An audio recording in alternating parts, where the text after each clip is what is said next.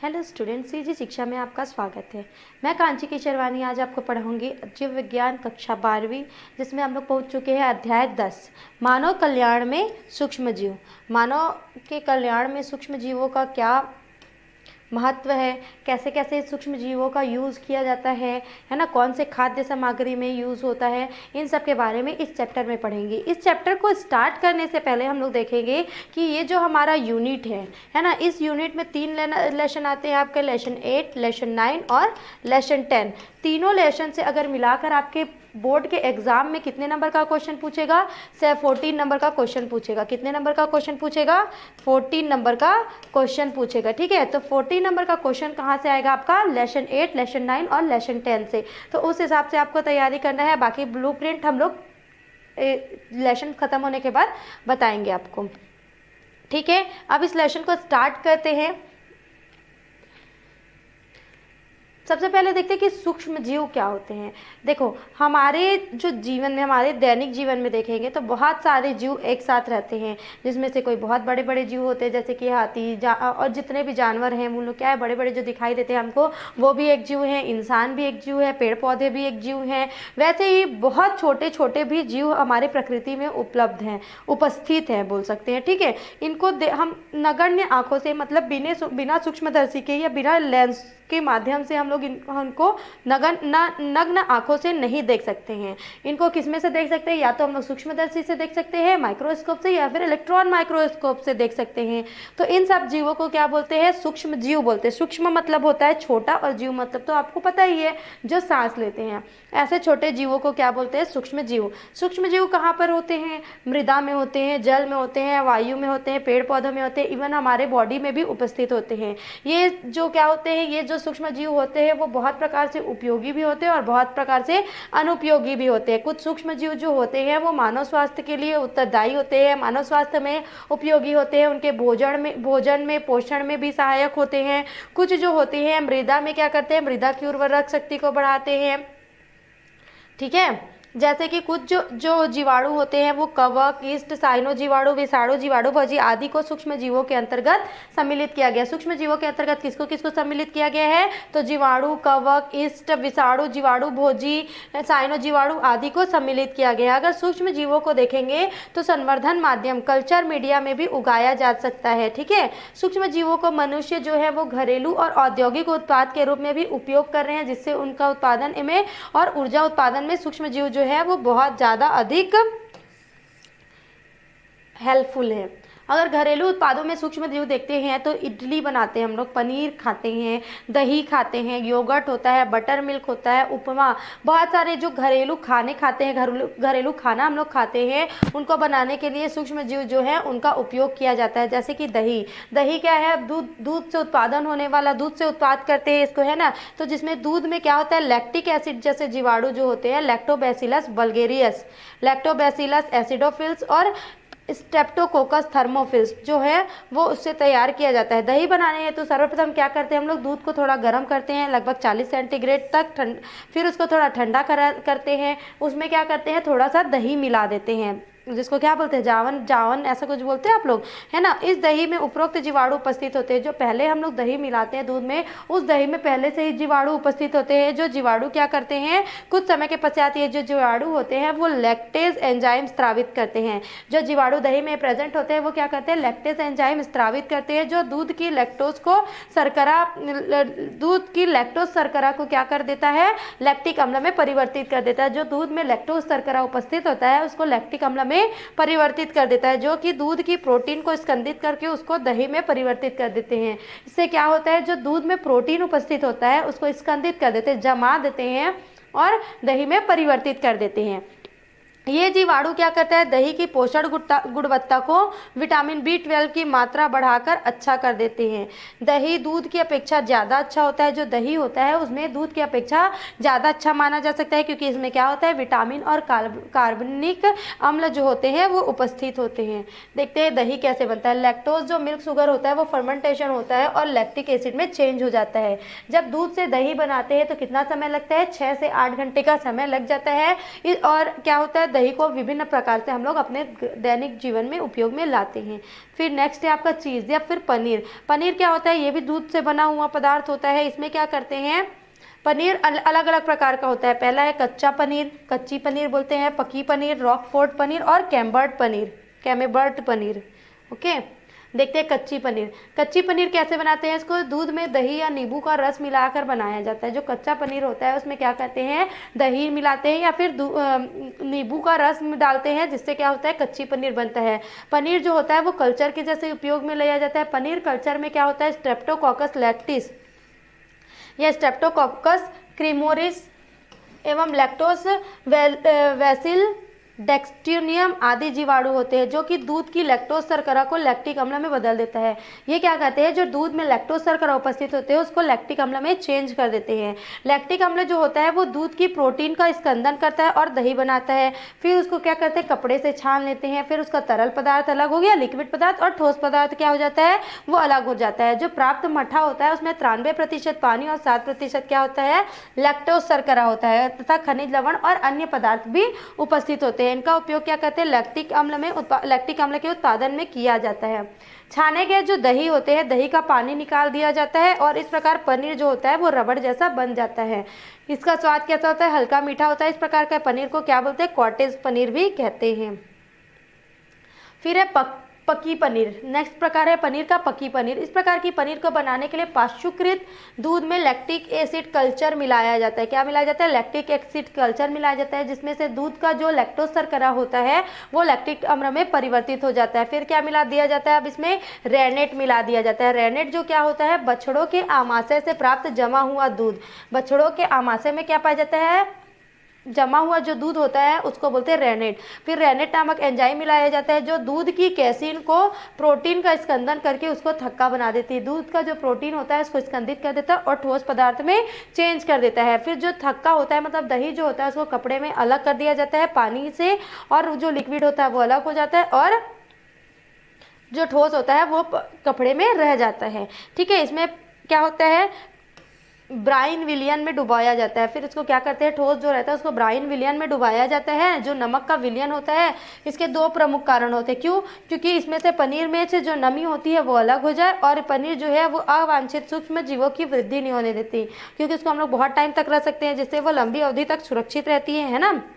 इसमें अत्यधिक पोषण होती है। इसमें 20 से 35% तक वसा और खनिज तत्वों की अल्प मात्रा पाई जाती है। कच्ची पनीर या कॉटेज में कौन कौन सा सूक्ष्मजीव या एंजाइम होता है, तो स्ट्रेप्टोकोकस लैक्टिस, स्ट्रेप्टोकोकस क्रीमोरिस, लैक्टोबैसिलस डेक्स्ट्रिनकम नामक जीवाणु। रॉकफोर्ट पनीर में पेनिसिलियम रॉकफोर्टी, कैम्बर्ट पनीर में पेनिसिलियम कैम्बर्टी और पकी पनीर में रेनेट सूक्ष्मजीव का उपयोग किया जाता है। फिर है आपका रॉकफोर्ट पनीर। यह पनीर जो होता है हरे नीले रंग का होता है, जिसे भेड़ों के दूध में पेनिसिलियम रॉकफोर्ट नामक कवक मिलाकर तैयार किया जाता है। कैमेबर्ट पनीर जो है, उस प्रकार के पनीर में दूध में पेनिसिलियम कैमेबर्टी नामक कवक मिलाकर तैयार किया जाता है। फिर है नेक्स्ट आपका योगर्ट। योगर्ट भी क्या होता है, दूध से ही बना पदार्थ होता है, जिसमें लैक्टोबैसिलस वल्गेरियस एवं स्ट्रेप्टोकोकस थर्मोफिल्स नामक जीवाणु मिलाकर तैयार किया जाता है। जो दूध का उत्पाद होता है उसमें क्या करते हैं, लैक्टोबैसिलस वल्गेरियस एवं स्ट्रेप्टोकोकस थर्मोफिल्स जो जीवाणु होता है उसको मिलाकर तैयार करते हैं। योगर्ट बनाते समय उबालकर सांद्रित दूध में जो दूध होता है उसको उबाल देते हैं। फिर जो सांद्रता युक्त जो दूध होता है उसमें क्या करते हैं, जीवाणु मिलाते हैं और जीवाणुओं को मिलाकर 40 से 60 सेंटीग्रेड तापमान फिर से उसका किण्वन करते हैं। अब 4 घंटे हो जाएगा। इसको क्या करते हैं, इस क्रिया को, इस प्रोसेस को 4 घंटे तक होने देते हैं। इसमें लैक्टिक अम्ल और फॉर्मेल्डिहाइड की गंध आने लगती है। इसे क्या करते हैं, फिर 15 से 20 सेंटीग्रेड तापमान तक इसको ठंडा करते हैं और इसमें फलों का पदार्थ या फलों के साथ मिश्रित किया जाता है। हमारे देश में योगर्ट जो है वो घरों में तैयार किया जाता है, जबकि पाश्चात्य देशों में व्यापारिक स्तर पर इसका उत्पादन किया जाता है। फिर है बटर मिल्क। जो दूध का अम्लीकृत पदार्थ होता है, उत्पाद होता है, जिसे स्किम किए गए दूध, स्किम्ड दूध में 22 सेंटीग्रेड ताप पर जीवाणु युक्त कल्चर में मिलाकर 18 घंटे रखकर तैयार किया जाता है, जिसमें से आपका Streptococcus cremoris, Streptococcus lactis, Lactobacillus citrovorum, Lactobacillus acidophilus प्राप्त दही का कर्निंग करने पर पश्चात शेष एसिडुलेटेड तरल को ही बटर मिल्क कहते हैं। नेक्स्ट है आपका डबल रोटी। हम लोग जो खाते हैं ब्रेड जिसको बोलते हैं, ये क्या होता है, गेहूं के आटे में बेकर ईस्ट, जिसको बेकर ईस्ट को क्या बोलते हैं, सेकेरोमाइसिस सीरेविसिस मिलाकर गूथा जाता है, ठीक है, गेहूं के आटे में। फिर इसको कुछ घंटे तक किण्वित होने देता है, किण्वन होने देते हैं, फर्मेंट, है ना। उसके बाद क्या होता है, इससे खमीर उठता है, इसको मिलाकर रख देता है, फिर किण्वन होता है, फिर खमीर उठता है, और खमीर उठने के बाद इसमें क्या कर देते हैं, CO गैस बनने के कारण कार्बन ऑक्साइड गैस बन जाता है किण्वन होने से। फिर यह किण्वित आटा जो होता है वो रंध्र हो जाता है, कार्बन ऑक्साइड गैस बनता है तो जो आटा होता है इसमें ऐसे छोटे छोटे छेद हो जाते हैं। किण्वन की यह क्रिया जो होती है, इस क्रिया के दौरान ईस्ट, जाइमेज, एमाइलेज एवं माल्टेज जैसे एंजाइम स्रावित करते हैं। एमाइलेज जो होता है स्टार्च को माल्टोज में, माल्टेज को माल्टोज को ग्लूकोज में परिवर्तित कर देता है। जो जाइमेज होता है उसको एंजाइम ग्लूकोज का किण्वन करके उसको एथिल अल्कोहल व कार्बन ऑक्साइड के बुलबुलों में बदल देता है। इस प्रकार प्राप्त जो डफ होता है उसको बेक करने पर, डफ मतलब आपका क्या होता है, आटा, है ना, वो जो गूथा हुआ आटा होता है उसको डफ बोलते हैं, ठीक। उसको बेक करने पर स्पंजी डबल रोटी हमको प्राप्त हो जाता है। फिर एक नेक्स्ट आपका खाद्य ईस्ट। खाद्य ईस्ट क्या होता है, ईस्ट कोशिकाओं का शुष्क पाउडर होता है। ईस्ट जो होता है ना वो कोशिकाओं का शुष्क पाउडर होता है, जो क्या होता है, बहुत ज़्यादा पोषक युक्त होता है। इसमें विटामिन बी प्राप्त होता है, प्रोटीन की मात्रा जो होती है वो लगभग 40 से 50% तक होती है। इससे क्या बनता है, अल्कोहलिक पेय पदार्थ बनता है, ठीक है।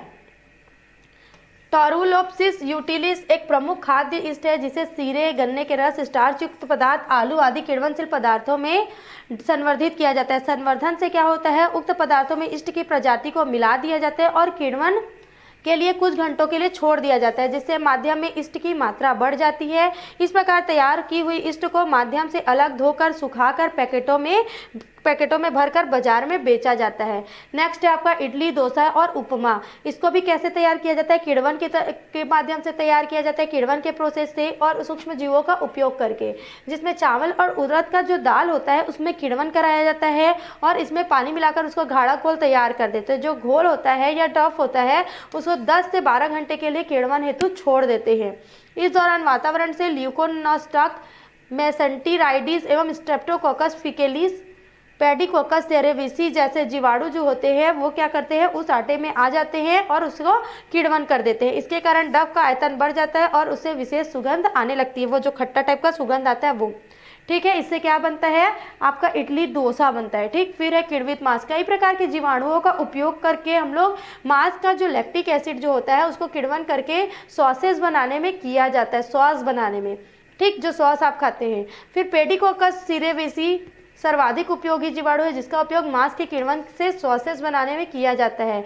किण्वित सब्जियां, किण्वन फर्मेंटेटेड वेजिटेबल्स जिसको बोलेंगे, बंद गोभी, गाजर, चुकुम्बर, हरे में टमाटर, जैतून फल, सोयाबीन, खीरा, गोभी आदि का जो लैक्टिक अम्ल होता है उसको किण्वित कर देते हैं और नए खाद्य उत्पाद बनाते हैं। ये किण्वित सब्जियां जो होती है विभिन्न प्रकार के सुगंध, एरोमास एवं स्वाद युक्त नए भोजन बनाने में उपयोग किया जाता है। सॉवर कैरोट, इसे बंद गोभी का लैक्टिक अम्ल द्वारा तैयार किया जाता है। पिकॉइलस, इसमें चुकुम्बर को ल्यूकोनोस्टॉक प्लांटेरम एवं पेडोकोकोसीरेसिस द्वारा किण्वन करके तैयार किया जाता है। सोया सॉसेस है, सोयाबीन का एस्परजिलस ओराइजी नामक कवक से किण्वन करके तैयार किया जाता है। फिर है अन्य घरेलू उत्पाद। अगर अन्य बहुत सारे घरेलू उत्पाद हैं जिसको सूक्ष्म जीवों की सहायता से रेडी किया जाता है, जैसे कि टोडी, इसे ताड़ी कहते हैं, इसे बस्तर में ताड़ी पाम से लैक्टेज अम्ल को कोकोनट वाटर का किण्वन करके तैयार किया जाता है। टोफू, यह एक जापानी घरेलू उत्पाद है।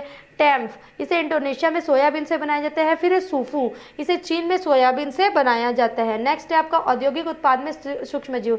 ये तो हो गया घरेलू उत्पाद की बात। अब देखते हैं कि औद्योगिक उत्पाद में बहुत सारे मानव उपयोग के जो वस्तुएं होती है, चीज़ें होती है, वो सूक्ष्म जीवों के द्वारा किण्वन करके तैयार किया जाता है। जिसमें क्या होता है, औद्योगिक, अगर जब औद्योगिक रूप से इसको तैयार किया जाता है तो इसको क्या बोलते हैं, औद्योगिक सूक्ष्म विज्ञान कहते हैं, है ना। इससे क्या बनता है, बहुत सारे पेय पदार्थ, प्रतिजैविक, विभिन्न प्रकार के रसायन, एंजाइम, स्टेरॉइड, टीके, विटामिन आदि के उत्पादन के साथ साथ ये वाहित मल सीवेज के उपचार में भी प्रमुख होता है, प्रमुख कार्य करता है। औषधि उद्योग में सूक्ष्म जीव, औषधि उद्योग में देखेंगे तो प्रतिजैविक है, स्टीरॉइड है, विटामिन, टीके, मानव प्रोटीन एवं एंजाइम है, एकल कोशिका प्रोटीन और इंटरफेरॉन आदि के उत्पादन में उपयोग किया जाता है। जैसे कि प्रतिजैविक, प्रतिजैविक शब्द का उपयोग सर्वप्रथम सेलमैन वॉक्समैन द्वारा सन 1942 में किया था। किनके द्वारा, सेलमैन वॉक्समैन के द्वारा। प्रतिजैविक प्रतिजैविक ऐसे कार्बनिक यौगिक होते हैं, ऐसा कार्बनिक यौगिक होता है जिसमें सूक्ष्म जीवों से प्राप्त किया जाता है और इसका उपयोग जो होता है वो अन्य सूक्ष्म जीव जो होते हैं उनकी वृद्धि को रोकने के लिए और उनको नष्ट करने के लिए किया जाता है। जिससे क्या होता है, जो सूक्ष्म जीवों के माध्यम से रोग होते हैं, बीमारियां होती है, उन जीवों को ये क्या करता है, नष्ट करता है ना, खत्म करता है। जिससे क्या होता है, उनका वृद्धि जो होता है रुक जाता है, जिससे रोग ठीक होता है, या फिर और क्या बोल सकते हैं, रोग ठीक होता है ना। एक निश्चित प्रकार का प्रतिजैविक जो होता है वो विशेष प्रकार के सूक्ष्म जीवों को नष्ट करता है। सब जो सूक्ष्म जीव होते हैं वो सब सूक्ष्म जीवों को नष्ट करने के लिए पर्याप्त नहीं होते हैं। इस प्रकार यह रोगोत्पादक सूक्ष्म जीवों को मारने के लिए काम आता है। अलेक्जेंडर फ्लेमिंग नाम के वैज्ञानिक ने सर्वप्रथम सन 1928 में पेनिसिलिन नामक प्रतिजैविक का आविष्कार किया था। जो व्यावसायिक रूप से सूक्ष्म जीवों द्वारा उत्पन्न प्रतिजैविक का उपयोग कब हुआ, 1940 में। सारे बीमारियों में आजकल प्रतिजैविक का उपयोग किया जा रहा है। ठीक है, ये जो प्रतिजैविक के रूप में जो हम लोग सूक्ष्म जीव हमारे बॉडी में डालते हैं, उनसे हमारे बॉडी को कोई हानिकारक प्रभाव नहीं पड़ता है। इसलिए हम लोग इसको रोग प्रतिरोधकता के लिए यूज करते हैं। प्रतिजैविक अगर व्यापारिक स्तर में देखेंगे तो 3 समूहों में बांटा गया है, यूबैक्टीरियल्स, एक्टिनोमाइसिटेल्स और कवक द्वारा। एक्टिनोमाइसिटेल्स जो होते हैं वो कवक के द्वारा पैदा होते हैं। ठीक है, यू बैक्टीरिया जो होते हैं वो बैक्टीरिया के द्वारा होता है। इससे क्या होता है,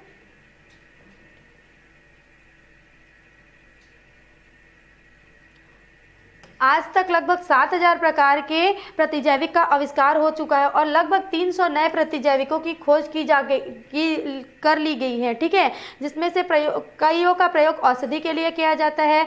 कई जो सूक्ष्म जीव होते हैं प्रतिजैविक के प्राथमिक उत्पाद न होकर द्वितीयक उत्पाद होते हैं।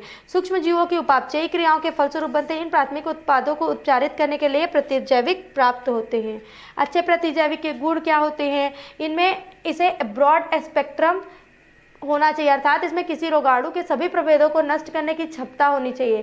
कोई भी अगर सूक्ष्म जीवों से लड़ने के लिए अगर किसी प्रतिजैविक का उपयोग कर रहे हैं हम लोग, तो उनमें उस प्रतिजैविक में ऐसा गुण होना चाहिए कि जो भी रोग है या फिर जो भी सूक्ष्म जीव है उसके सारे प्रभेद, अलग अलग प्रकार के वेरिएबल्स प्रदर्शित करते हैं। जो विषाणु होते हैं, सूक्ष्म जीव होते हैं, तो उनके जो सारे प्रभेद होते हैं, सारे स्ट्रेंथ्स होते हैं, उनको नष्ट करने की क्षमता होनी चाहिए।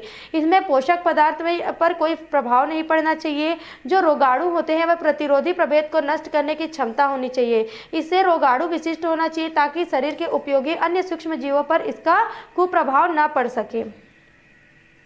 नेक्स्ट है इसका अगर स्रोत देखेंगे तो 3 प्रकार के स्रोत है, जीवाणु, एक्टिनोबैक्टीरिया जिसको तंतुवत जीवाणु बोलते हैं जो कवक से प्राप्त होते हैं, और नेक्स्ट है आपका कवक।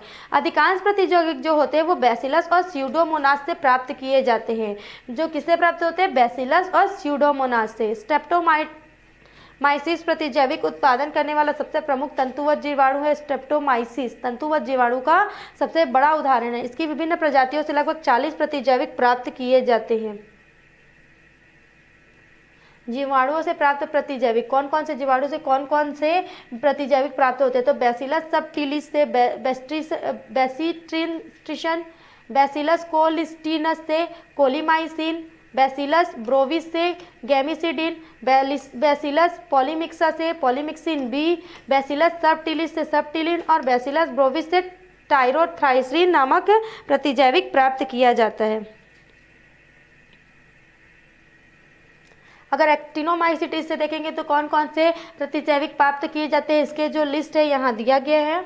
नेक्स्ट है आपका प्रतिजैविकों की उपयोगिता। प्रतिजैविकों की उपयोगिता क्या करते हैं, जो रोग होते हैं उनसे इलाज हेतु प्रतिजैविकों का उपयोग इंजेक्शन के रूप में किया जाता है। ये अनेकानेक बीमारी जो होते हैं उनसे लड़ने के लिए क्या होते हैं, सक्षम होते हैं। अनेक पादप रोग जो होते हैं, पादपों में भी प्रतिजैविक का उपयोग क्या करते हैं, रोगों से लड़ने हेतु किया जाता है। प्रतिजैविक पदार्थ जो होते हैं वीडिसाइड की तरह भी प्रयुक्त करते हैं।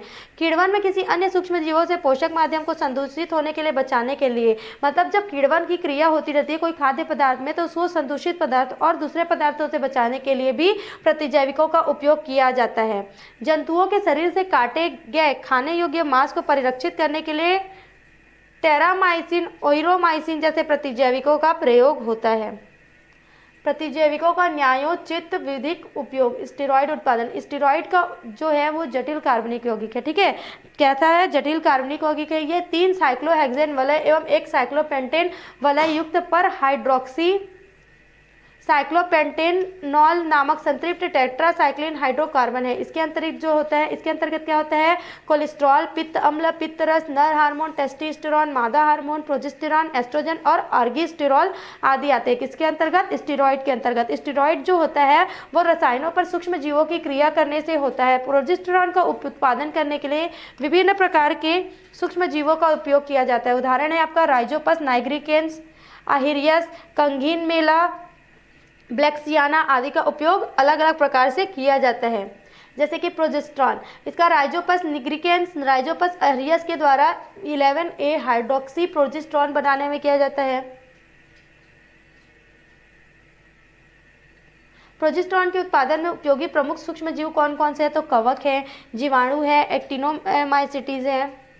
अगर इसका उपयोग देखेंगे, इनका उपयोग हार्मोन्स को जो असंतुलन होता है, जो हार्मोन्स असंतुलित होते हैं उनको संतुलित करने में किया जाता है, जिससे क्या होता है, उपचार किया जा सके। और जब प्रत्यारोपण की क्रिया होती है, अंग प्रत्यारोपण की क्रिया जब होती है तो रोगी को प्रत्यारोपित अंग को रिजेक्ट करने से रोकने के लिए किया जाता है। देखो, अब कोई भी अंग को प्रत्यारोपित करोगे, कोई भी चीज़ को नए चीज़ों में मिलाओगे तो वो क्या करेगा, उसका विरोध करेगा कि नहीं, हम उसको नहीं आने देंगे। तो उसी चीज़ को रोकने के लिए, जो उनका विरोध होता है उनको रोकने के लिए किया जाता है। स्टेरॉइड का सर्वाधिक उपयोग जो होता है वो परिवार नियोजन में किया जाता है, जैसे कि गर्भ रोधक जो गोलियां होती है उसको बनाने में। विटामिन का उत्पादन, विटामिन जो होते हैं वो शरीर के लिए बहुत ज़्यादा आवश्यक होते हैं, उसके उत्पादन के लिए भी भोज्य पदार्थों में इसका उपयोग किया जा रहा है।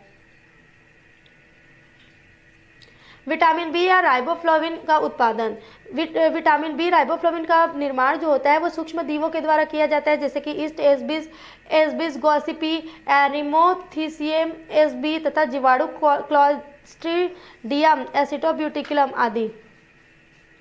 निम्नलिखित 2 विधियों के द्वारा इसका निर्माण किया जाता है। देखो, पहला क्या है, विलायक पृथक्करण विधि और अधिशोषण विधि।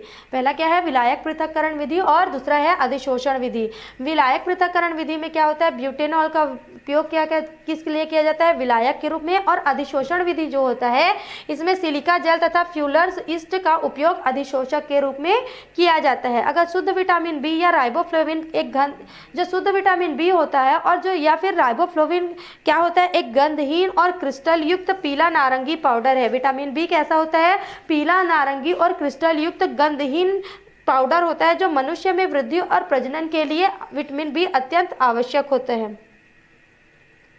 फिर है विटामिन B12 या कोबेलमिन का उत्पादन। विटामिन B12 और कोबेलमिन के उत्पादन में भी जो सूक्ष्म जीव होते हैं वो बहुत ज़्यादा इंपॉर्टेंट रोल प्ले करते हैं। इसका उपयोग किस लिए किया जाता है, रक्त अल्पता, मनुष्यों के शरीर में जब खून की कमी हो जाती है तब उसको बढ़ाने के लिए इसका उपयोग किया जाता है। अगर व्यापारिक स्तर पर देखेंगे तो व्यापार औद्योगिक दृष्टि से स्ट्रेप्टोमाइसिस ओलिवेलिसियस नामक जो फफूंद और बैसिलस मेगाथीरियम नामक जो जीवाणु होती है उसके क्रिया से प्राप्त करते हैं। उपयुक्त सूक्ष्म जीवों को निम्नलिखित पदार्थों युक्त संवर्धन या पोषण माध्यम में संवर्धित किया जा सकता है, निर्माण किया जा सकता है, जैसे कि स्टार्च है ना, गन्ने की शर्करा का सीरा, मक्के की शर्करा अथवा मक्के का सीरा। पर्याप्त वृद्धि में सूक्ष्म जीवों की कोशिकाओं को जब लेंगे 100 सेंटीग्रेड तापमान पर ऑटोलाइज करेंगे तब सूक्ष्म जीव जो होते हैं उनकी कोशिकाओं में बना हुआ विटामिन B12 पानी में आ जाता है।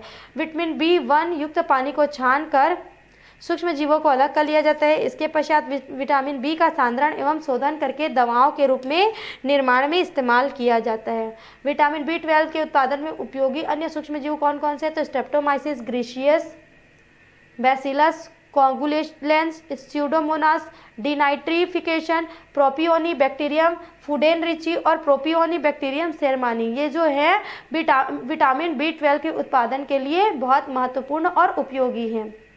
आपको इन सब जो सूक्ष्म जीवों के नाम दिए गए हैं वो आपको याद करना पड़ेगा कि कौन कौन से सूक्ष्म जीव हैं, वो कौन कौन से चीज़ों के निर्माण के लिए आवश्यक होते हैं। अगर विटामिन सी का निर्माण देखेंगे तो इसका उत्पादन के लिए क्या होता है, एक्सबासिस अम्ल का निर्माण करने के लिए कि एसिटोबैक्टर और सब ऑक्सीडेंट्स की विभिन्न प्रजातियों का उपयोग किया जाता है। ठीक है, अब देखते हैं एंजाइम उत्पादन। जब सूक्ष्म जीवों को संवर्धित किया जाता है, मतलब कल्चर माध्यम पर उगाया जाता है, तो कई प्रकार के एंजाइम्स का स्त्रावण होता है। तो बाह्य कोशिकीय, इसको क्या बोलते हैं, बाह्य कोशिकीय एंजाइम्स कहते हैं, ठीक है। जिसको अगर बृहद स्तर पर देखेंगे तो एंजाइम का उत्पादन किस लिए किया जाता है, तो ठोस किण्वन अथवा ठोस किण्वन की विधि में उपयोग के लिए किया जाता है। सबसे पहले क्या करते हैं, जो सबस्ट्रेट होते हैं, मतलब जो क्रियाकारक होते हैं या ब्रॉन होते हैं, उसको क्या करते हैं, निजर्मीकृत किया जाता है। उसके पश्चात जो कवक या वांछित सूक्ष्म जीव होते हैं उनको मिला देते हैं, और मिलाकर क्या करते हैं, निश्चित तापक्रम पर कुछ समय के लिए रख देते हैं। इस प्रक्रिया में क्या होता है, किण्वन होता है, और किण्वन के पश्चात क्या करते हैं, एंजाइम को, जो एंजाइम मिलता है उसको पृथक कर लेते हैं। और इन एंजाइमों का उपयोग किस लिए किया जाता है, औषधि के निर्माण में, टेक्सटाइल उद्योग में, खाद्य उद्योग में किया जाता है। फिर आपका नेक्स्ट है हार्मोन उत्पादन। हार्मोन्स जो होते हैं वो रासायनिक पदार्थ होते हैं, और शरीर में भी क्या होते हैं, अल्प मात्रा में बनते हैं या स्थानांतरित होते हैं, जैसे कि इंसुलिन, सोमेटोस्टेरिन। आजकल विभिन्न प्रकार के सूक्ष्म जीवों की सहायता से इसका उत्पादन बाहर में भी बहुत ज़्यादा किया जा रहा है, जैसे कि इंसुलिन का उत्पादन। अच्छा, इंसुलिन का उपयोग कब करते हैं, जब शुगर हो जाता है ना, और हमारे शरीर में इंसुलिन की मात्रा नहीं बनती है, तो बाहर से हमको इंसुलिन की आवश्यकता होती है। तो वो उस इंसुलिन का निर्माण कैसे होता है, देखते हैं। 1982 में इंसुलिन का उत्पादन किससे किया था, इसी चेरिचिया कोलाई नामक जीवाणु में किया गया था और बाजार में लाया गया था। इसको हार्मोन का ह्यूमिलिन कहते हैं। क्या बोलते हैं इसको, हार्मोन्स का ह्यूमिलिन। इंसुलिन जो होता है वो 2 पॉलीपेप्टाइड श्रृंखलाओं ए और बी से बना होता है। इंसुलिन किससे बना होता है, 2 पॉलीपेप्टाइड श्रृंखलाओं ए और बी से बना होता है। ए श्रृंखला में 21 अमीनो अम्ल होते हैं और श्रृंखला बी में 20 अमीनो अम्ल होता है, 30 अमीनो अम्ल होता है। श्रृंखला ए में कितने अमीनो अम्ल होते हैं, 21 अमीनो अम्ल होते हैं, और श्रृंखला बी में 30 अमीनो अम्ल होते हैं। दोनों श्रृंखलाएं जो होती हैं वो आपस में जुड़ी हुई होती हैं। इसका अध्ययन किसने किया था, सेंगर नामक वैज्ञानिक ने किया था। ये जो हम लोग बाद में देखेंगे, पहले देखते हैं इसका निर्माण।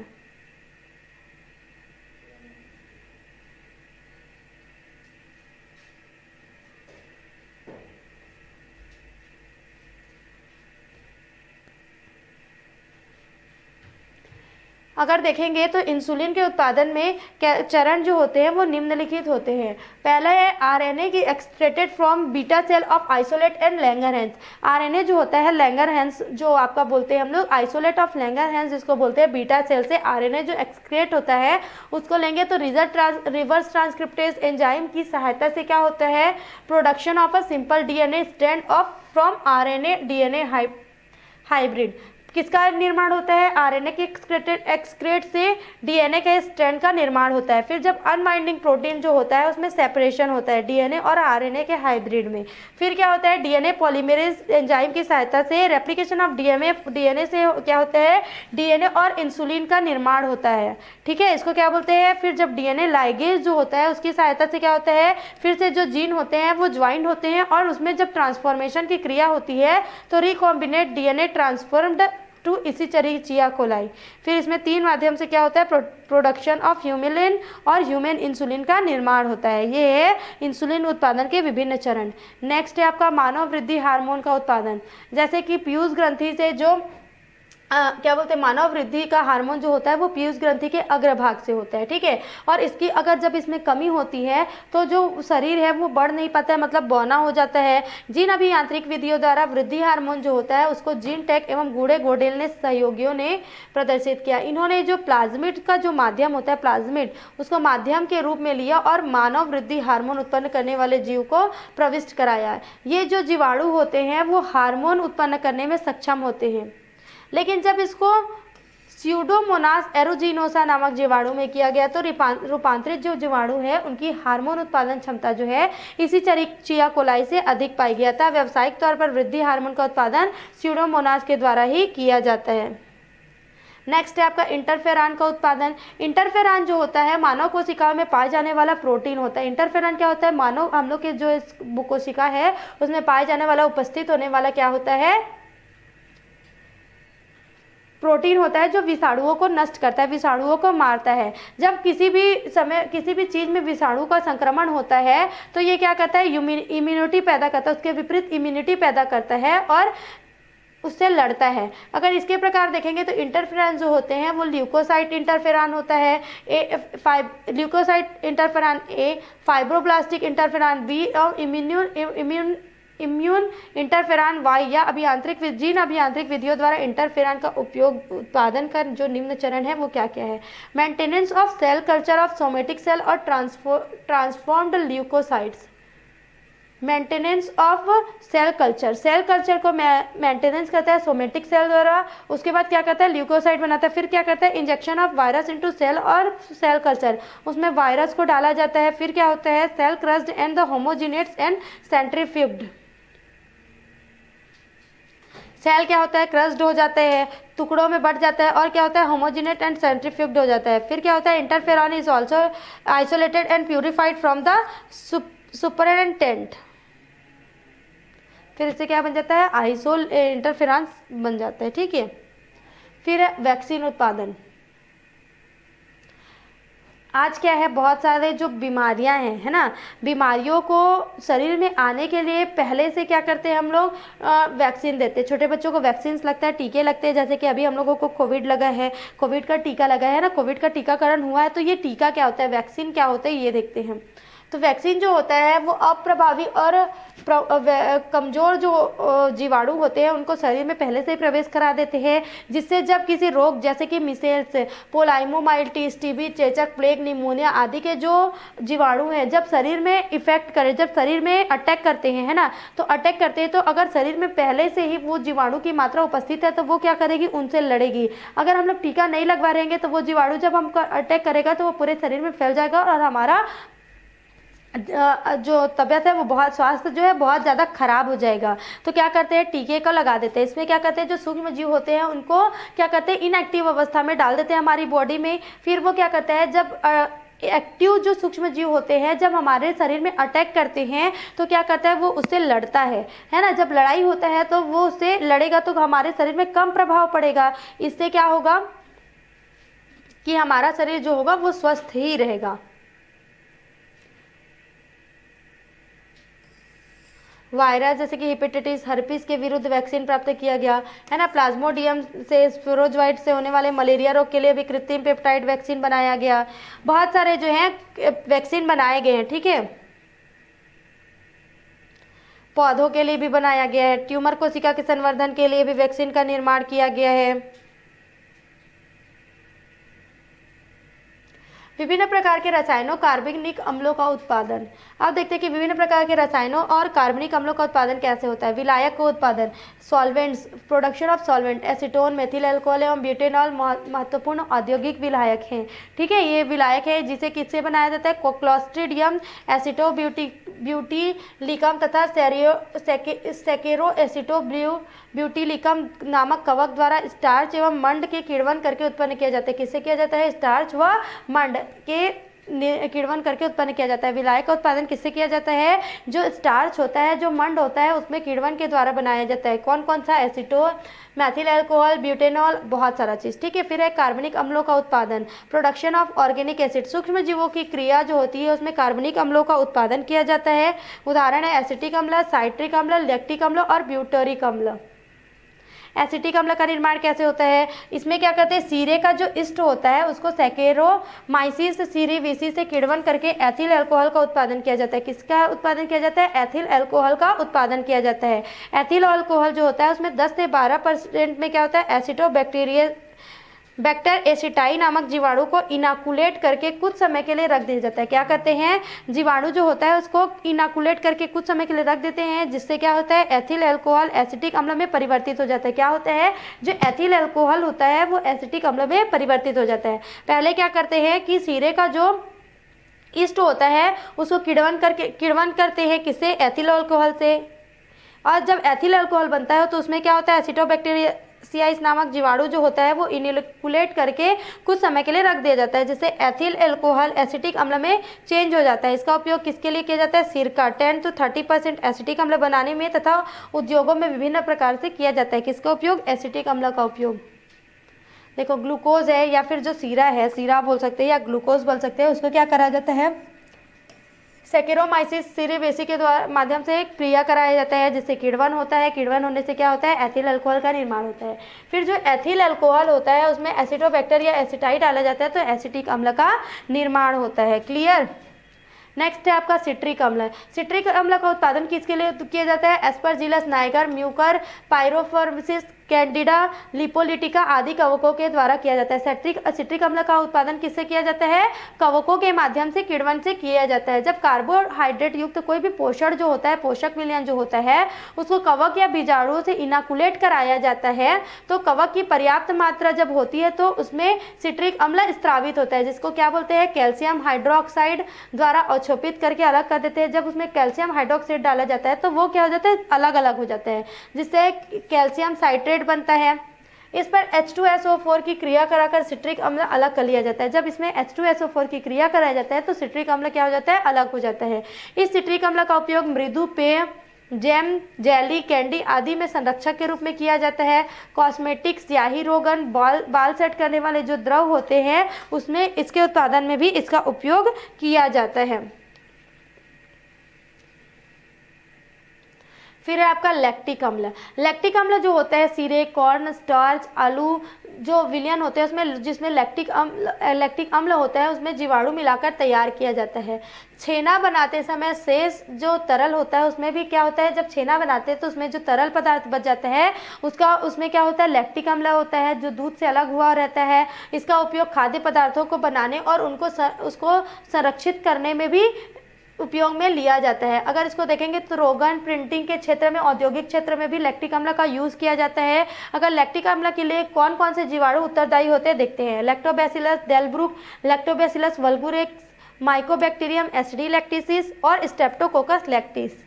फिर है आपका ब्यूटेरिक अम्ल। इसको क्या करते हैं, इसे क्लॉस्ट्रिडियम ब्यूटेरिकम द्वारा तैयार किया जाता है। मक्खन जो होता है उसमें ब्यूटेरिक अम्ल पाया जाता है, उससे उसका निर्माण होता है। ब्यूटेनॉल, इस शर्करा को क्लॉस्ट्रिडियम एसिटोब्यूटिलिक जीवाणु द्वारा किण्वित करके तैयार किया जाता है। जो ब्यूटेनॉल होता है उसमें क्या करते हैं, जो शर्करा होता है उसमें क्लॉस्ट्रिडियम एसिटोब्यूटिलिक द्वारा जब इसको किण्वित करते हैं तो ब्यूटेनॉल का निर्माण होता है। इसका उपयोग किस लिए किया जाता है, तो इसका उपयोग विलायक के रूप में किया जाता है। नेक्स्ट है आपका वाहित मल उपचार में सूक्ष्म जीवों की भूमिका। जो सीवेज होता है उसके उपचार में सूक्ष्म जीवों की क्या क्या भूमिका होती है देखते हैं। तो जो मानव समुदाय जो है उनमें मल मूत्र जो होते हैं उनका क्या करते हैं, और या फिर जो जितने भी अपशिष्ट पदार्थ होते हैं वो जल में या फिर औद्योगिक अपशिष्ट जो होते हैं उनको क्या करते हैं, उन सबको जो जितने भी अपशिष्ट पदार्थ होते हैं उनको क्या बोलते हैं, एक साथ सीवेज कहते हैं। अगर सीवेज देखेंगे तो उसमें जो स्थित जल जो होते हैं उसको पाइपों द्वारा संग्रहित होता है और जिसका निस्तारण किया जाना आवश्यक होता है। अगर सीवेज देखेंगे तो उनकी घटकों की प्रकृति, निस्तारण, उपचार और उसमें उपस्थित सूक्ष्म जीव जो होते हैं उसके विषय में किए जाने वाले अध्ययन को क्या बोलते हैं, सीवेज सूक्ष्म जीव अध्ययन या फिर सीवेज सूक्ष्म जीव विज्ञान कहते हैं। ठीक है। औद्योगिकरण एवं नगरीकरण के फलस्वरूप हमारे देश में क्या होता है, जो नदियां होती हैं उसमें वाहित मल के प्रवाह प्रदूषित हो रहे हैं, है ना, उसमें क्या हो रहा है, विभिन्न प्रकार से रोगग्रस्त हो रहा है। अगर खुले में अपशिष्ट पदार्थ पड़े हैं, जितने भी मल मूत्र या फिर कचरे हैं, औद्योगिक रूप से भी जितने कचरे निकले हैं उससे क्या हो रहा है, बहुत सारा जो नदी तालाब है, जो वन है, वो क्या हो रहा है, बहुत ज़्यादा गंदा हो रहा है। जैसे कि अगर गंगा यमुना देखेंगे तो ये भी बहुत ज़्यादा गंदा हो गया अपशिष्ट पदार्थों के कारण। इसकी भी सफाई योजना चल रही है। ठीक है। तो इनको क्या बोलते हैं, सीवेज का उपचार। ठीक है। इनका जो निस्तारण जो होता है उसको बोलते हैं सीवेज का उपचार। अगर सीवेज में घटक देखेंगे तो सीवेज में दो प्रकार के घटक होते हैं। पहला है अजैविक घटक और दूसरा है जैविक घटक। अजैविक घटक जो होता है जिसमें जल की मात्रा अधिक होती है, यह लगभग 98 से 99% भाग होता है, जिसमें घुलित अवस्था में क्या होता है, प्रोटीन, कार्बोहाइड्रेट, वसा, साबुन, यूरिया आदि कार्बनिक और अकार्बनिक पदार्थ पाए जाते हैं अजैविक घटक में। और अगर जैविक घटक देखेंगे तो वाहित मल जो होता है उसमें पोलियो वायरस पाया जाता है, हेपेटाइटिस वायरस पाया जाता है, एडिनो वायरस पाया जाता है। फिर अगर जीवाणुओं में देखेंगे तो Escherichia coli, streptococci, Clostridium, Micrococcus, Lactobacillus, spirochetes, bacteroides आदि जो है वो बहुलता में पाया जाता है। अगर कवकों में देखेंगे तो ईस्ट तथा अन्य मोल्ड्स भी हैं इत्यादि जो हैं पाए जाते हैं। सीवेज का उपचार और उद्देश्य क्या होता है देखते हैं। सीवेज का जो उपचार है वो बहुत बड़ा काम है। क्योंकि जो जैविक पदार्थ होते हैं, जो उनमें हानिकारक तत्व होते हैं, उससे जो मानव समुदाय है उनको बहुत ज़्यादा, उनके स्वास्थ्य में बहुत ज़्यादा हानि हो रहा है, इसलिए इसको उपचार करना आवश्यक होता है। सीवेज जो होता है उसके सड़ने गलने से क्या होता है, जहरीले पदार्थ और गैसेस मुक्त होते हैं, जिससे क्या होता है उसका उपचार करना बहुत ज़रूरी है। अगर वैज्ञानिक ढंग से सीवेज का उपचार करेंगे तो वो स्वतः ही विघटित होकर नए पदार्थों में, अहानिकारक पदार्थों में चेंज हो जाएगा। अगर उपचारित स्लज या खाद के रूप में उपयोग कर भूमि की उर्वरता को भी बढ़ा सकते हैं। जो सीवेज होता है उनको अगर हम लोग अच्छे से वैज्ञानिक ढंग से उपचारित करते हैं, फिर उसको क्या करते हैं, अपघटित करते हैं, तो खाद्य के रूप में ये भूमि में उर्वरता को बढ़ा सकता है, ईंधन का पात्र बन सकता है ना। इसलिए सीवेज का उपचार करना अधिक आवश्यक है। इसकी विधियां क्या होती है, इस सीवेज के उपचार का सबसे मुख्य कारण क्या है कि जो अपशिष्ट पदार्थ और जल होते हैं उनको अलग अलग करना। तो अपशिष्ट पदार्थ और जल में और क्या क्या हो सकते हैं, कार्बनिक पदार्थ होते हैं, सूक्ष्म जीव की सहायता से इसको क्या करते हैं, सरल यौगिक जो होते हैं जैसे कि carbonate, sulphates, nitrates, carbon dioxide, methane आदि जो होते हैं उनमें परिवर्तित कर देते हैं कार्बनिक पदार्थों में।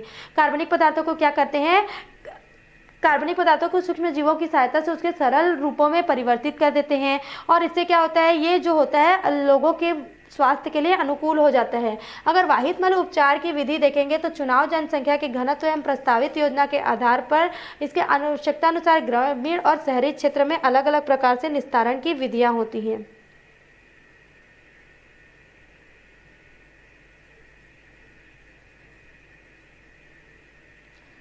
सीवेज निस्तारण एवं उपचार के चरण इस प्रकार से दिए गए हैं, ठीक है। अगर वाहित मल एवं का उपचार एवं निस्तारण की विधियां जो है वो देखते हैं, भौतिक उपचार और जैविक उपचार के रूप में दो प्रकार से इसका उपचार किया जा सकता है। भौतिक उपचार जो क्या होता है, इसको प्राथमिक उपचार भी कह सकते हैं। इसमें जो सीवेज होता है वो अघुलनशील तत्व, कूड़ा करकट जो होता है उसको यांत्रिक विधि से छान कर अलग किया जाता है, फिर ग्रिड कक्ष में ले जाया जाता है और प्रवाहित करते हैं, जिससे सेटलिंग के फलस्वरूप मिट्टी बालू के जो तल होते हैं, सेटलिंग जो होता है उसको हिलाते हैं तो क्या होता है, जो भारी कण होता है वो नीचे जम जाता है, बैठ जाता है। उसके बाद सीवेज गैस को क्लोरीन कृत कर जलाशयों में छोड़ देते हैं। जो सीवेज का गैस होता है उसको क्या जो होता है उसको क्लोरीन कृत करते हैं, जल को साफ करते हैं और उसको जलाशयों में छोड़ देते हैं। अगर बायोलॉजिकल ट्रीटमेंट, जैविक उपचार देखेंगे तो सूक्ष्म जीवों की सहायता से होता है या अलग अलग विधियों के द्वारा होता है। मलकुंड जैसे कि सेसपूल, सेप्टिक टैंक, इम्हाम टैंक तथा म्यूनिसिपल सीवेज प्लांट के माध्यम से होता है। मलकुंड जो होता है इसमें क्या होता है, ये जो ग्रामीण जो क्षेत्र होता है, विलेजेस जो होते हैं उनमें घरों में यह प्रणाली जो होता है उपयोग में लाया जाता है। जो ये कैसा होता है, कंक्रीट या सीमेंट का बना होता है। इसके वलयों में गोल आकार के अनेकानेक छिद्र होते हैं। जो सीमेंट और कंक्रीट का बना होता गड्ढा होता है जिसमें बेलनाकार या वलय रूप में होता है और इसमें छेद होते हैं। इसमें इनलैंड पाइप की सहायता से जोड़ा जाता है, जिसकी सहायता से घरों का जो सीवेज होता है वो मलकुंड में जाकर जमा होता है। फिर उसको क्या होता है, इसमें सेस पुल होता है जिसमें मलकुंड छिद्रों से होता है वो रेत और मिट्टी में चला जाता है, और जो बाहरी कार्बनिक पदार्थ हैं वो मलकुंड के तल में बैठ जाता है और बाद में ठोस स्लज का निर्माण करता है। इसमें जो अनाक्सिक जीवाणु होते हैं वो स्लज के कार्बनिक पदार्थों का विघटन करते हैं। क्या करते हैं, जो स्लज में कार्बनिक पदार्थ होते हैं उनका विघटन करके भूमि के अंदर पहुंचा देते हैं, और कई वर्षों बहुत वर्षों के बाद क्या होता है, ये जो मलकुंड है वो भर जाता है। तो इसको क्या कहते हैं, पंप की सहायता से हटाया जाता है एवं शेष पुल और उसकी दीवारों पर छिद्र करते हैं और उसको साफ करके पुनः प्रयोग में लाया जाता है।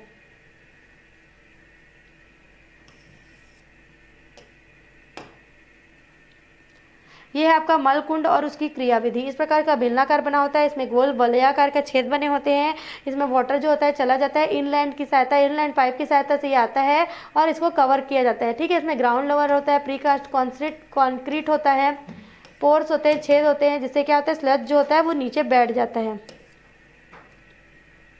दूसरा है सेप्टिक टैंक। ये भी किससे बना होता है, बॉक्स नुमा होता है, सीमेंट या फिर कंक्रीट से इसका निर्माण होता है। ठीक है, इसमें क्या होता है, जो सीवेज होता है वो कार्बनिक पदार्थ जो होते हैं वो इनलैंड पाइप की सहायता से इसमें आते हैं और जल टैंक से आउटलेट पाइप द्वारा बॉक्स में चला जाता है। जो कार्बनिक पदार्थ होते हैं वो जल विच्छेदन और सूक्ष्म जीवों के किण्वन से सरल पदार्थों और गैसों में परिवर्तित हो जाते हैं। जो शेष बचे कार्बनिक पदार्थ होते हैं वो क्या होते हैं, स्लज के रूप में तली में बैठ जाते हैं। कई वर्षों के पश्चात टैंक भर जाता है तो उसको स्लज को बाहर निकल के खाली करा लेते हैं और पुनः इसका उपयोग किया जाता है। इस प्रकार से सेप्टिक टैंक का जो होता है वो निस्तारण किया जाता है।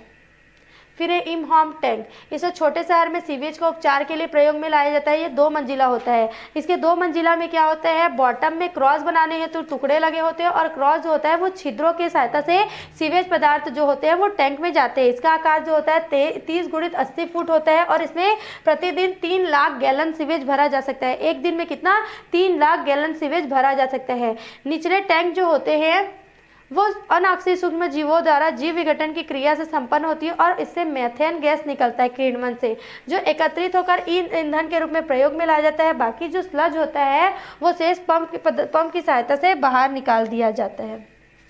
यह है इमहॉम टैंक की संरचना। फिर है म्यूनिसिपल सीवेज उपचार। इसमें अत्यधिक मात्रा में मल, जल, कूड़ा करकट आदि जो गंदगी होते हैं उनको उपचारित करने का व्यवस्था होता है। इसमें सबसे पहले क्या होता है, फिल्ट्रेशन की क्रिया होती है। फिल्ट्रेशन मतलब होता है छानना। दूसरे चरण में क्या होता है, जो जल होता है उसमें जो कार्बनिक पदार्थ होते हैं वो उसको ऑक्सीकृत जीवाणुओं के द्वारा विघटन और ठोस पदार्थों को ऑक्सी जीवाणुओं के द्वारा विघटन करते हैं। तीसरा जो चरण होता है उसमें फिल्ट्रेट के पश्चात पानी को क्लोरीनकृत किया जाता है, क्लोरीन मिलाया जाता है, उसको फिर से पेयजल के रूप में आपूर्ति किया जाता है और जल स्रोत में छोड़ दिया जाता है। नेक्स्ट टॉपिक है आपका role of microbes in energy generation. ऊर्जा उत्पादन में सूक्ष्म जीवों की भूमिका। हमारा सबसे ज्यादा ऊर्जा का स्रोत क्या है, सब मुख्य ऊर्जा का स्रोत है हमारा सूर्य। ठीक है, सूर्य जो होता है वो पृथ्वी को लगभग प्रकाश ऊर्जा के रूप में 99.8% भाग में परिवर्तित हो जाता है। केवल जो 0.2% भाग जो होते हैं प्रकाश संश्लेषण के लिए पौधे जो यूज करते हैं उसको रासायनिक ऊर्जा में तब्दील कर लेते हैं। ठीक है, प्रकाश ऊर्जा की यह अल्प मात्रा संसार में समस्त जीवीय प्राणियों के लिए बहुत ज्यादा उपयुक्त होती है। प्रकाश जो ऊर्जा होती है प्रकाश संश्लेषण की क्रिया में क्या करती है, पोषक का निर्माण करती है, जिससे जीवों के लिए वो बहुत ज़्यादा आवश्यक होता है, पादपों के लिए बहुत ज़्यादा आवश्यक होता है।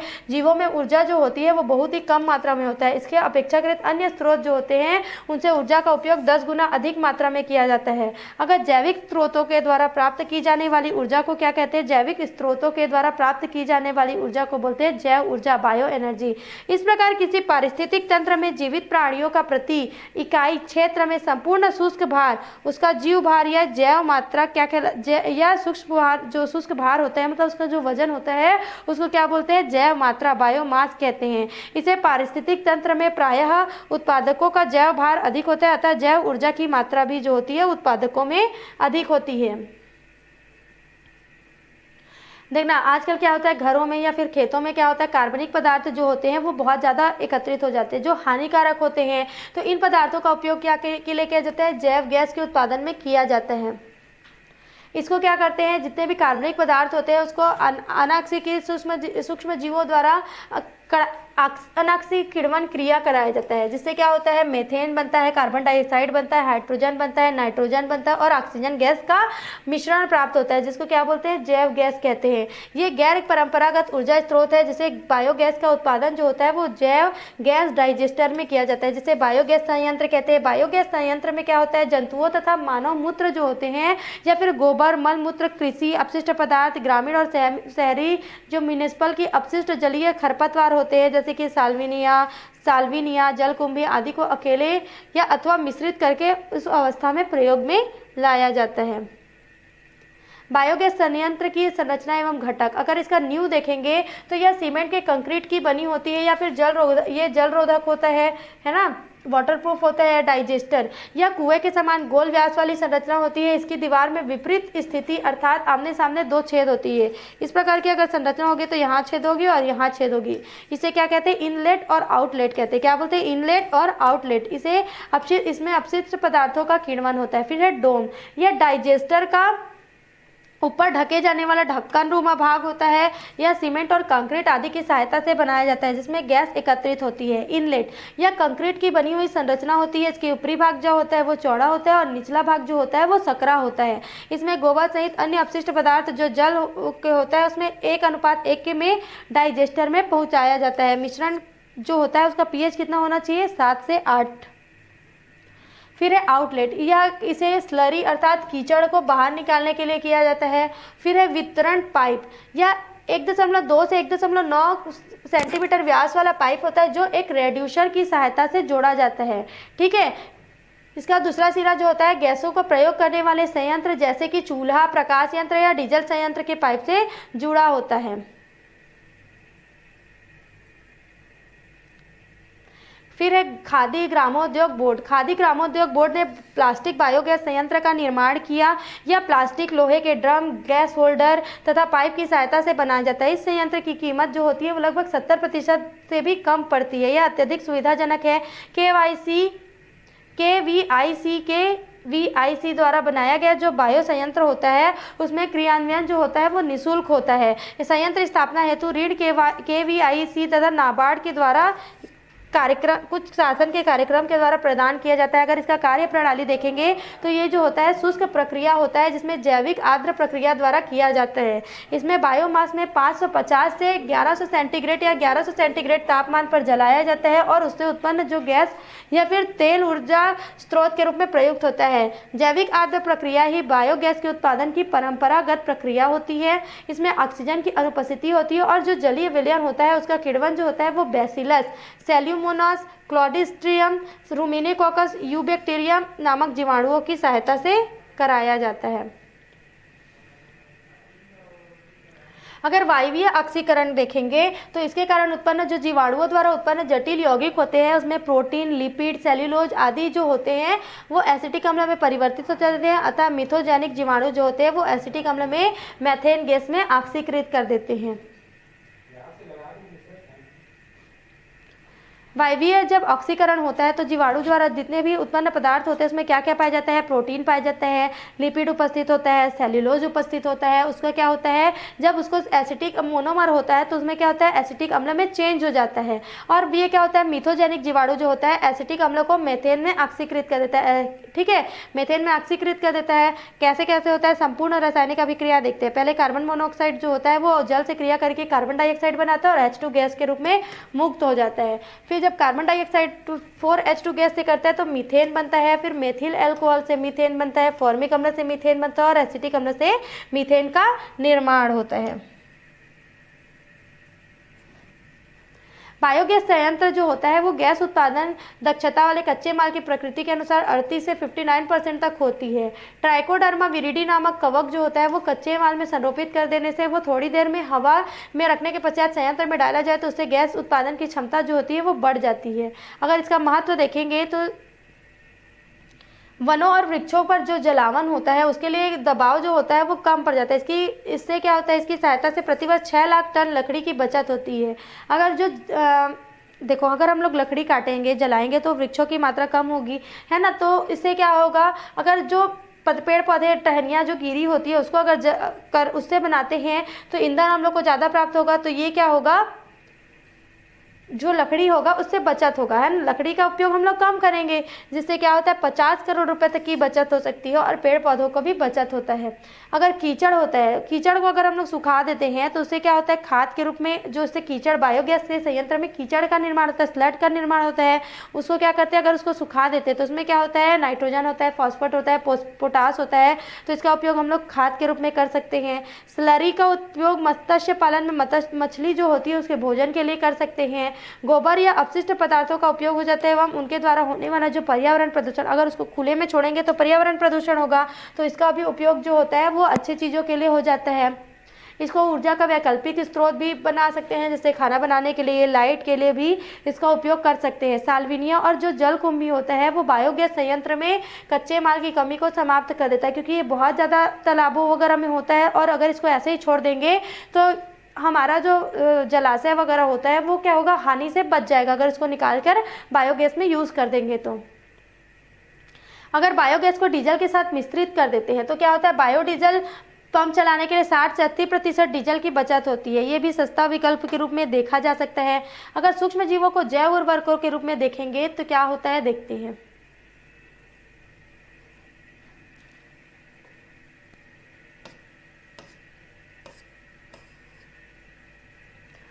पौधे की वृद्धि के लिए विविध प्रकार के पोषण पदार्थ यूज करते हैं हम लोग, ठीक है। तो इसमें जो पौधे होते हैं वो क्या करते हैं, जो भूमि होता है, भूमि में जो जड़ होते हैं उससे वो पौधे जो होते हैं अपने पोषक पदार्थों को ग्रहण करते हैं, ठीक है। तो भूमि या खेत में लगातार अगर हम लोग फसल उगाते जाएंगे तो उसमें पोषक पदार्थों की कमी हो जाएगी। तो इससे क्या करते हैं, जब इसको उपयोग हम लोग करते रहेंगे तो कमी हो जाएगा, ठीक है। तो इसमें उर्वरा बढ़ाने के लिए या फिर उसका उर्वरा शक्ति को बढ़ाने के लिए क्या करते हैं, कुछ बाहरी पदार्थ मिलाते हैं उसमें, ठीक है, भूमि में। उसको क्या कहते हैं, खाद कहते हैं। उर्वरक वे पदार्थ होते हैं जिसमें पौधे की वृद्धि के लिए आवश्यक जितने भी पोषक तत्व होते हैं वो प्रेजेंट होते हैं, उपस्थित होते हैं। अगर बायो फर्टिलाइजर देखेंगे, जैव उर्वरक, तो इसमें क्या होता है, जो सूक्ष्म जीव होते हैं वो भूमि की उर्वरा शक्ति को बढ़ाते हैं। इसमें नाइट्रेट जो होते हैं वो नाइट्राइट के रूप में प्राकृतिक एवं वायुमंडल से स्वतंत्र रूप में पाया जाता है।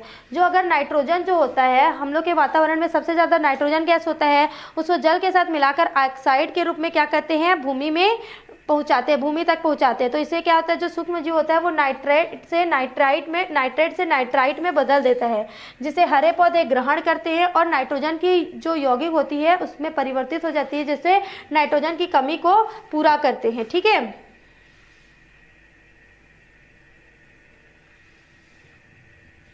इसे नाइट्रोजन स्थिरीकरण भी होता है। अगर वैज्ञानिक सूक्ष्म जीवों के जीवाणु जो होता है, साइनोबैक्टीरिया होता है, कवक जो होते हैं, उनको भूमि में अगर मिला देते हैं तो ये सूक्ष्म जीव नाइट्रोजन स्थिरीकरण के द्वारा उर्वरता को बढ़ाता है, उपजाऊ शक्ति को बढ़ाता है ना।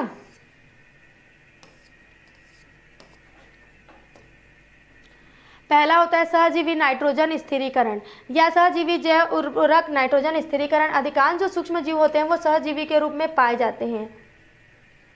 जैसे कि दलहनी पौधा होता है, उसमें राइजोबियम जो होता है वो सहजीविता के रूप में पाया जाता है। ये क्या होता है, जो उनके जड़ होते हैं उनमें ग्रंथिकाओं में उपस्थित होते हैं।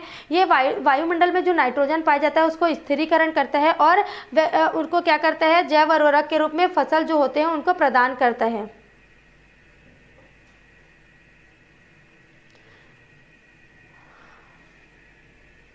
जब फसल होता है, फसल में फास्फोरस की भी आवश्यकता पड़ती है। तो फास्फोरस की आवश्यकता के लिए क्या करते हैं, उर्वरक को मिलाकर बीजों को उपचारित, फास्फोरस मिलाकर बीजों को उपचारित करते हैं।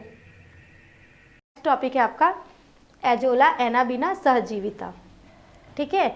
एजोला जो है वो क्या है, एक फर्न है, ठीक है। फर जो है वो क्या होता है, बहुत तेज़ी से ग्रोथ करता है, बहुत तेज़ी से बढ़ता है। एनाबीना एजोली नामक जो साइनोबैक्टीरिया होता है वो एजोला की पत्तियां में जो एजोला है वो क्या है, एनाबीना जो है वो क्या है, साइनोबैक्टीरिया है जो एजोला के पत्तियों में गुहाओं में पाया जाता है। एजोला नामक पत्ती होता है उसकी गुहाओं में पाया जाता है और वायुमंडलीय नाइट्रोजन को स्थिर करके नाइट्रोजन युक्त जो गुहा में पाया जाता है, साइनोबैक्टीरिया जो होता है एनाबीना का, वो पत्तियों की गुहाओं में पाया जाता है और क्या करता है, जो वायुमंडल में नाइट्रोजन घूमते रहता है, नाइट्रोजन गैस होता है, उसको नाइट्रोजन यौगिकों को पत्ती की गुहा में लाता है, सिक्रेट करता है और सिक्रेट कर देता है। एनाबीना पिन्नाटा जो होता है वो चावल के लिए एक प्रमुख जैव उर्वरक के रूप में चावल उत्पादन को बढ़ाता है, जो लगभग 50% ग्रोथ को तेज कर देता है, ठीक है। फिर है माइकोराइजा या कवक मूल। जब किसी उच्च पौधे की जड़ तथा किसी कवक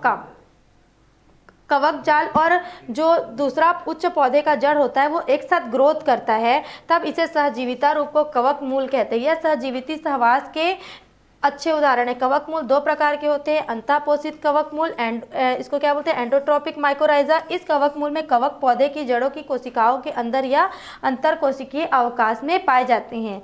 नेक्स्ट है आपका बाह्य पोषित कवक मूल। इस कवक मूल में क्या होता है, जो कवक होता है वो जड़ की बाहरी सतह पर स्तर बनाकर बढ़ते जाते हैं। इस स्तर को क्या बोलते हैं, मेंटल बोलते हैं या फिर प्रवार बोलते हैं, ठीक है।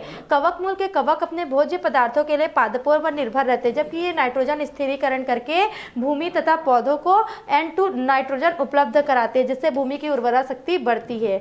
दूसरा है आपका असहजीवी नाइट्रोजन स्थिरीकरण। कुछ नाइट्रोजन स्थिरीकरण सूक्ष्म जीव मृदा या जल में स्वतंत्र रूप से पाए जाते हैं और नाइट्रोजन का स्थिरीकरण या फिर यौगिकीकरण करके भूमि की उर्वरा शक्ति को बढ़ाते हैं। इसको क्या बोलते हैं? असहजीवी नाइट्रोजन स्थिरीकारक कहते हैं। पहला है आपका स्वतंत्र जीवाणु। कुछ जीवाणु जैसे कि एजेटोबैक्टर और बैसिलस पॉलीमिक्सा जो होते हैं भूमि में स्वतंत्र रूप से पाए जाते हैं। कुछ एजेटोबैक्टर जो होते हैं और बैसिलस पॉलीमिक्सा नाम के, ये क्या करते हैं? भूमि में स्वतंत्र रूप से पाए जाते हैं और वायुमंडल में जो नाइट्रोजन होता है उसको स्थिर करके फसलों को उपलब्ध कराते हैं।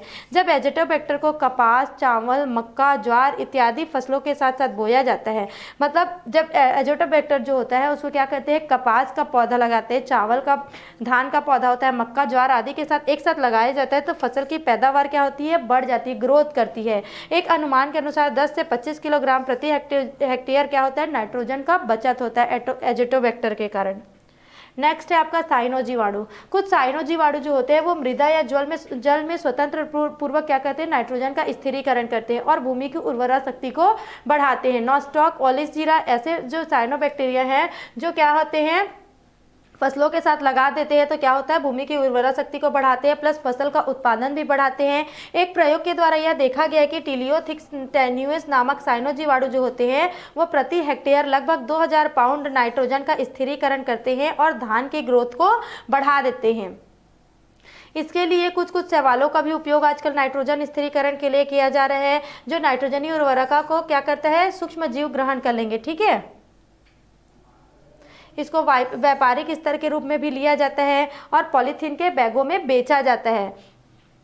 इससे क्या होता है? कृषक जो होते हैं अपने खेतों में इसका छिड़काव करते हैं। अब कुछ सूक्ष्म जीव जो होते हैं वो पीड़कनाशी के रूप में भी उपयोग में लिए जाते हैं। अनैच्छिक या हानिकारक जीवों को क्या होता है? देखो हमारे बॉडी में अनैच्छिक या हानिकारक जो जीव होते हैं वो घुस जाते हैं, उनको वो क्या करते हैं? हमारे शरीर में पीड़ा उत्पन्न करते हैं, पेन, दर्द उत्पन्न करते हैं, जिसके औषधीय उपचार के रूप में कुछ सूक्ष्म जीवों को अंदर डालकर क्या करते हैं हम लोग? उस जीवों को जो हानिकारक जीव होते हैं उनको नष्ट करते हैं। पहला है आपका जैव शाकनाशी। वे जैव पीड़कनाशी जो खरपतवारों को नष्ट करते हैं वो शाकनाशी कहलाते हैं। शाक मतलब क्या होता है? साग सब्जी बोलते हैं ना हम लोग, साग सब्जी, उसका मतलब क्या होता है? जो पौधे होते हैं उसको बोलते हैं, तो उसको जैव शाकनाशी। जो पेड़ पौधों में जो रोग उत्पन्न हो जाते हैं सूक्ष्म जीवों के कारण, उसको क्या करते हैं? उसमें दूसरे कीटों या फिर दूसरे सूक्ष्म जीवों को डालकर उनको जो कीट होते हैं या फिर दूसरे जो सूक्ष्म जीव होते हैं उनको नष्ट करते हैं। उदाहरण है भारत तथा ऑस्ट्रेलिया में कैक्टस को रोकने के लिए कैक्टोब्लास्टिस कैक्टोरम नामक कीट का प्रयोग किया जाता है। यह कीट जो होता है वो अपुन्सिनिया जाति का नागफनी को ही खाता है। इस प्रकार नींबू के बगीचे में उगने वाले जो दूब घास होते हैं उसको नष्ट करने के लिए फाइटोप्थोरा पल्मीवोरा नामक कवक का प्रयोग किया जाता है। नेक्स्ट है आपका जैव कीटनाशी। वे जैव पीड़कनाशी जो कीटों को नष्ट करते हैं जैव कीटनाशी कहलाते हैं। शाकनाशी मतलब देखो क्या होता है? एक पौधा जो उग रहा है, अगर दूसरा पौधा वहां पे उगेगा तो क्या होगा? दोनों में पोषण की जब जो पोषण होता है वो हो जाएगा, बंटवारा हो जाएगा उसमें, है ना। तो जिस पौधे को पूरा पोषण मिलना चाहिए उसको नहीं मिल पाएगा और कुछ दूसरा पौधा जो रहता है वो लेना शुरू कर देगा। तो इसलिए जैव शाकनाशी का उपयोग करते हैं। तो जो अन्य जो फसल होते हैं, अन्य जो पौधे होते हैं मुख्य फसलों के साथ, उसको नष्ट कर दिया जाता है। फिर है जैव कीटनाशी। जो कीट होते हैं जिनसे हानिकारक होता है उसको दूसरे कीटों के माध्यम से उसको नष्ट कर देते हैं। उदाहरण स्वरूप है एफिडो को मारने के लिए प्रेइंग मैंटिड्स का प्रयोग किया जाता है, जिसको जैव कीटनाशी या कीट नए वातावरण के प्रति जो होते हैं वो जल्दी अनुकूलित नहीं हो पाते, तब उनका प्रजनन जो होता है एफिडो के खिलाफ करके छोड़ा जाता है। जैव नियंत्रण की बंध्य तकनीक को अगर देखेंगे तो यह एक नई विधि है जिसमें कुछ विशिष्ट विधियों द्वारा लिंग जैसे कि नर और मादा को बंध बना दिया जाता है। उदाहरण है स्क्रू क्रीमिंग नामक जो जीव होते हैं उनके नर को बंध बनाकर इनकी संख्या को नियंत्रित करना। इसका मुख्य उद्देश्य है। फिर है नेक्स्ट आपका कीट हार्मोन्स, इंसेक्ट हार्मोन्स। वैज्ञानिकों ने कीटों को नियंत्रण करने के लिए पूर्णतः नई तकनीक का आविष्कार किया है। इसके द्वारा कीटों के हार्मोन से ही कीटों को नष्ट किया जाता है। कीटों की मादा जो होती हैं वो नर को क्या करती है, फेरामोन्स के का स्त्रावण करके आकर्षित करती है, अट्रैक्ट करती है। और जो फेरामोन्स की गंध होती है, स्मेल होती है, उससे क्या होते हैं, जो नर कीट होते हैं वो उनकी तरफ अट्रैक्ट होते हैं कॉपुलेशन के लिए, है ना। उसमें क्या होता है, जो फेरामोन्स होता है उसको हम लोग लगा देते हैं, जिससे जो कीट होते हैं वो आसपास आकर उसके ऊपर आसपास चिपकने वाला पदार्थ लगा देते हैं। तो जो कीट होते हैं वो फेरामोन्स के सुगंध के कारण या फिर गंध के कारण क्या होते हैं, उससे आकर चिपक जाते हैं, चिपकने वाले पदार्थ से चिपक जाते हैं और उनकी मृत्यु हो जाती है। इस प्रकार जो कीटों में हार्मोन्स बनते हैं उसका यूज़ करके क्या करते हैं, कीटों की संख्या को नियंत्रित करते हैं। इस जिससे इनमें प्रजनन नहीं हो पाता और कीटों की संख्या नियंत्रित हो जाती है। इन हार्मोनों को जुवेनाइल हार्मोन या फिर इक्डीसोम कहते हैं। नीम, आंख धतूरा से कीटनाशक तैयार करना। हमारे देश में जो वृक्ष होते हैं या पौधे होते हैं उनका उपयोग जैव कीटनाशी के रूप में किया जाता है। जैसे कि नीम है, आंख है, धतूरा है, ये सब क्या है, ये थोड़े पॉइजनस टाइप के ट्री होते हैं, ठीक है। इसमें क्या होता है, नीम की अगर सूखी पत्तियों का उपयोग हम लोग ग्रामीण क्षेत्र में क्या करते हैं, नीम की सूखी पत्तियों का उपयोग करते हैं और उसको जो अनाज का भंडार गृह होता है, मतलब जहाँ पे हम लोग अनाजों को स्टोर करके रखते हैं, वहाँ पे कीटनाशक के रूप में उसका उपयोग करते हैं, ठीक है। उसका नीम के बीजों में क्या होता है, एजेंडीरिक्टिन एवं सल्फर पाया जाता है जो कीटों की वृद्धि को रोक देते हैं, इसलिए इसका कीटनाशक के रूप में उपयोग करते हैं। बोलवर्म, एफिड्स, जेसिड्स, पर्णरोलक, फली छेदक, फल छेदक, पर्णहापर आदि को नियंत्रित करने के लिए किया जाता है। नीम से निर्मित कीटनाशी का उपयोग करके कपास, धान, दाल एवं टमाटर की फसलों हेतु सुरक्षा भी प्राप्त किया जाता है।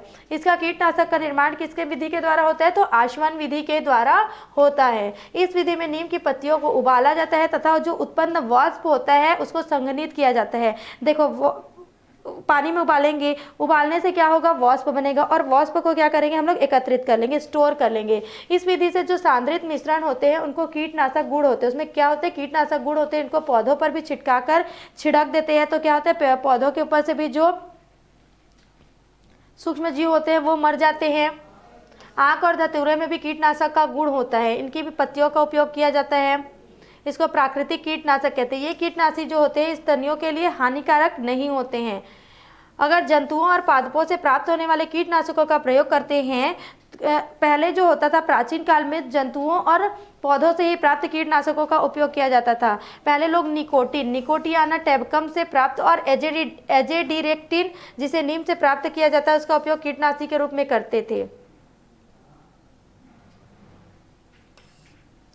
रासायनिक कीटनाशियों से पर्यावरण को नुकसान होता है, लेकिन जैव कीटनाशियों से क्या होता है, पर्यावरण को सुरक्षा भी मिलती है और जो हानि होता है वो भी नहीं होता। जो स्तनियों को जो हानि होता है रासायनिक कीटनाशकों से, वो हानि जो होता है वो जैव रसायनों के उपयोग से नहीं होता है। आई होप आपको इस लेसन के सारे टॉपिक्स क्लियर हो गए होंगे। इस लेसन में यही सब दिया गया है, इससे ज़्यादा इस लेसन में कुछ नहीं आता, ठीक है। इस लेसन से अगर आप देखेंगे तो मेन टॉपिक है आपका जो सीवेज का उपचार है ना, सीवेज का उपचार का जो प्रोसेस है आपका मेन टॉपिक है, वो पढ़ सकते हैं आप लोग, वो सबसे ज़्यादा क्लियर होने चाहिए जो क्या होता है। उसके बाद प्रतिजैविकों का उपयोग, प्रतिजैविकों का जो निर्माण होता है, फिर जो खाद्य सामग्रियों का निर्माण होता है उनकी विधि, खाद्य सामग्री कैसे बनते हैं, उनकी उपयोगिता जो है, इसमें से 2 नंबर, 3 नंबर के और 5 नंबर, 6 नंबर के भी प्रश्न आते हैं। क्लियर, आई होप आपको इस लेसन से सारे टॉपिक्स क्लियर हो गए होंगे। इसके साथ ही आगे के लेसन के लिए हमारे साथ जुड़े रहिए सीजी शिक्षा ऐप पर। धन्यवाद।